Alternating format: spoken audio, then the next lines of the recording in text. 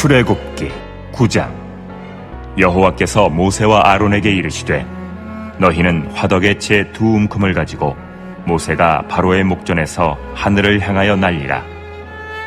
그 재가 애굽 온 땅에 티끌이 되어 애굽 온 땅의 사람과 짐승에게 붙어서 악성 종기가 생기리라. 그들이 화덕의 재를 가지고 바로 앞에 서서 모세가 하늘을 향하여 날리니 사람과 짐승에게 붙어 악성 종기가 생기고 요술사들도 악성 종기로 말미암아 모세 앞에 서지 못하니 악성 종기가 요술사들로부터 애굽 모든 사람에게 생겼습니다. 그러나 여호와께서 바로의 마음을 완악하게 하셨으므로 그들의 말을 듣지 아니하였으니 여호와께서 모세에게 말씀하심과 같더라. 우리는 새벽마다 그 모세가 새벽에 제가 올라올 때마다 하나님의 백성을 향한 하나님과 애굽 신들의 전쟁을 계속 보고 있습니다. 오늘 말씀에도 동일하게 애굽 신과 하나님께서 전쟁을 하시면서 하나님의 하나님 되심을 나타내는 모습을 우리에게 보여주고 계십니다. 그런데 오늘 말씀을 보면 우리가 그 전에 보았던 말씀과는 조금 다른 모습으로 나타나고 있습니다. 이는 바로에게 어떤 재앙에 대한 경고와 어떤 재앙에 대한 어떤 말도 하지 않으시고 바로 모세와 아론을 부르시는 모습을 보게 되는 것입니다. 8절의 시작이 이렇습니다. 여호와께서 모세와 아론에게 이르시되 라고 이야기합니다.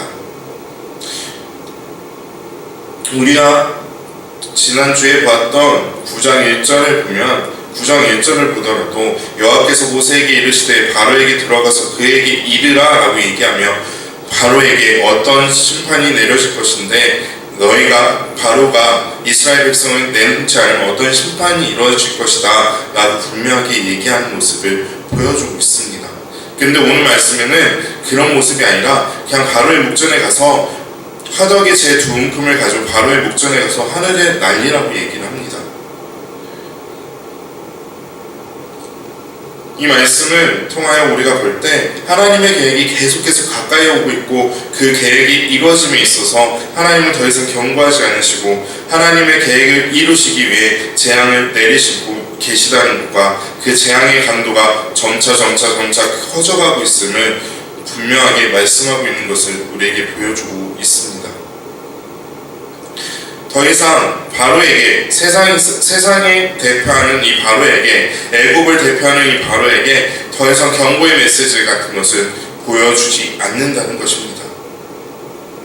하나님의 계획, 하나님의 사람들을 위하여 하나님이 싸우고 계시고 그 싸움의 결말을 향하여 다가가고 있을 때에는 더 이상 그 경고의 메시지가 나타나지 않음을 우리는 오늘 말씀을 통하여 보게 되는 것입니다. 이는 하나님을 대적했던 바로에게 하나님을 대적함으로 그의 백성을 더욱더 힘들게 하겠다는 바로의 그 세상의 기준이 더 이상 정확하고 그것이 더 이상 옳지 않음을 분명히 말씀하고 있는 것입니다.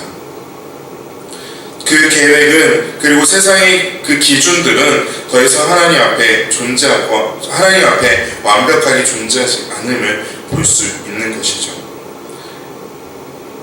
그런 모습이 지금 이 시대에도 지금 이 순간에도 우리의 삶 가운데 나타나고 있음을 기억해야 될 줄 믿습니다. 하나님의 계획, 하나님의 백성들, 하나님의 사람들을 향한 하나님의 그 크신 사랑과 하나님의 그 계획하심을 나타남에 있어 하나님은 더 이상 경고하지 않으시고 하나님 앞에 온전히 나아가는 사람들을 찾고 계시라는 것입니다. 그 사람들이 나와서 하나님을 예배하기를 원하시고 계시고 그것을 막는 것들이 있다면 하나님은 가차없이 그 계획에 그 막는 것들을 더욱더 막지 못하게 힘을 쓰지 못하게 이뤄내신다는 것을 우리가 기억해야 될 줄 믿습니다. 모세와 아론이 화덕의 재 두 움큼을 바로의 목전에서 하늘에 날렸을 때 그 재 두 움큼은 것이 아닌 악성 종기가 되어 애굽에 온 사람들과 짐승들에게 붙었다고 오늘 말씀은 우리에게 말하고 있습니다. 그러면서 11절에 보면 이렇게 이야기를 합니다. 11절에 보면 요술사들도 악성종기로 말미암아 모세 앞에 서지 못하니 악성종기가 요술사들로부터 애굽 모든 사람에게 생겼음이라 라고 말하고 있습니다. 이 말씀을 보면서 11절의 이 말씀을 보면서 우리가 기억해야 될 것은 세상의 그 어떤 것도, 세상의 그 어떤 모습도 하나님 앞에서 아무런 것이 아님을 우리는 기억해야 된다는 것입니다. 하나님과 싸우는 애굽신들을 볼 때 애굽신들은 바로 세상을 관장하며 세상을 대표하는 것들로 나타나고 있습니다. 사람들이 볼 때 그것은 세상에서 너무나도 크고 하나님보다 더 크게 보여질 수 있는 그런 모습들로 나타나고 있습니다. 그러나 우리가 기억해야 될 것은 그것조차도 하나님이 허락하지 않으시면 일어나지 않는다는 것이죠. 그것조차도 하나님이 허락하지 않으시면 힘을 쓸 수 없다는 것이죠. 하나님이 그것보다 위에 계심을 분명하게 나타내고 있는 것입니다. 특별히 오늘 보여주고 있는 악성종기는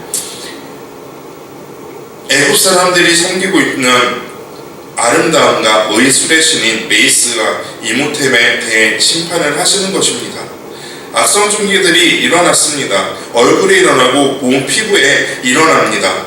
이것을 고칠 수 있는 것은 그들이 생각했던 의료의 아름다움과 의료의 신인 메이스와 이모템이라고 생각했을 것입니다. 그리고 그들의 신에게 이야기를 하고 그들의 신에게 제사를 하였을 것이고 그들의 신에게 이것을 고쳐주십시오라고 얘기했을 것입니다.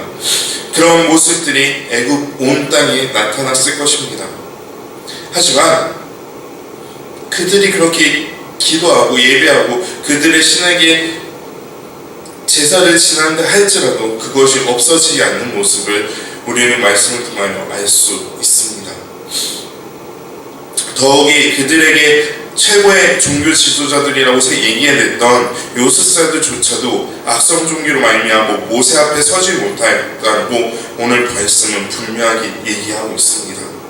이 모습을 보면서 말씀을 준비하면서 주석들을 바라볼 때 이렇게 설명하고 있는 것을 우리가 이렇게 설명하고 있는 모습을 보고 공감이 되어서 같이 나누고자 합니다.